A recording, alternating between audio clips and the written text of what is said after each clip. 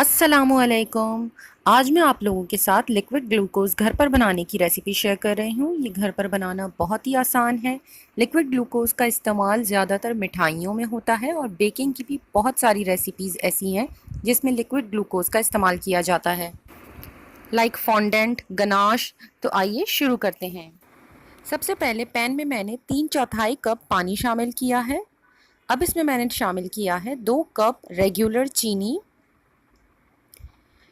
साथ ही इसमें डाल दें क्रीम ऑफ टार्टर। ये बहुत आसानी से मार्केट में मिल जाता है। अगर आपको क्रीम ऑफ टार्टर ना मिले तो आप इसकी जगह पर लेमन जूस या फिर सिरके का भी इस्तेमाल कर सकते हैं। मैंने इसमें ऐड किया है 1/4 चाय का चम्मच क्रीम ऑफ टार्टर और चुटकी भर नमक। तमाम चीज़ों को शामिल करने के बाद अच्छी तरह से मिक्स कर लीजिए और इसे हल्की आंच पर कुक होने के लिए छोड़ दीजिए।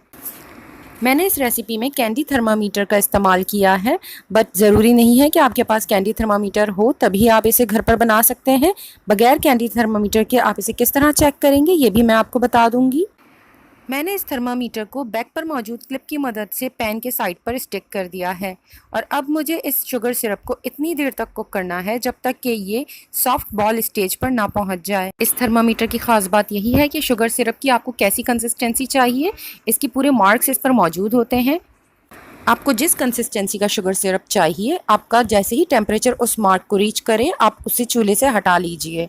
मुझे आज सॉफ्ट बॉल स्टेज चाहिए। इसे चेक करने के लिए अगर आपके पास थर्मामीटर नहीं है तो आप एक प्याले में ठंडा पानी लीजिए और उसमें वक्फे वक्फे से थोड़ा सा शुगर सिरप डालकर चंद सेकंड्स के लिए छोड़ दें और फिर उसे हाथ की मदद से टच कर कर चेक करें। इस वक्त ये थ्रेड कंसिस्टेंसी है, मतलब तार की चाशनी तैयार हो रही है।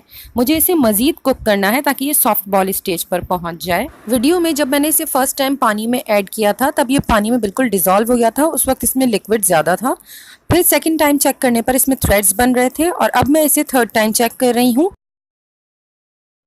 ये सॉफ्ट बॉल स्टेज है। इस वक्त अगर आप इसे पानी में चंद सेकंड्स के लिए छोड़ेंगे और फिर आप उंगलियों की मदद से उठाएंगे तो ये बहुत सॉफ्ट सी बॉल की तरह बन जाएगी। अगर आपने इसे मज़ीद कुक किया तो फिर जब ये ठंडा होगा तो ये हार्ड कैंडी की तरह हो जाएगा। सॉफ्ट बॉल स्टेज पर इसकी कंसिस्टेंसी कुछ शहद जैसी लगती है। अगर इसे मज़ीद कुक कर दिया तो फिर ये ठंडा होने के बाद हार्ड हो जाएगा। जैसे जैसे ये सिरप ठंडा होता जाएगा इसकी कंसिस्टेंसी और ज़्यादा थिक होती चली जाएगी और रूम टेम्परेचर पर आने के बाद ये ईजिली स्पून से नहीं निकलेगा। जब भी आपको इसे यूज़ करना हो तो स्पून को पहले थोड़ी देर के लिए गर्म पानी में डिप करके रखिएगा और इसके बाद इसे आप निकालेंगे तो ये ईजिली निकल आएगा।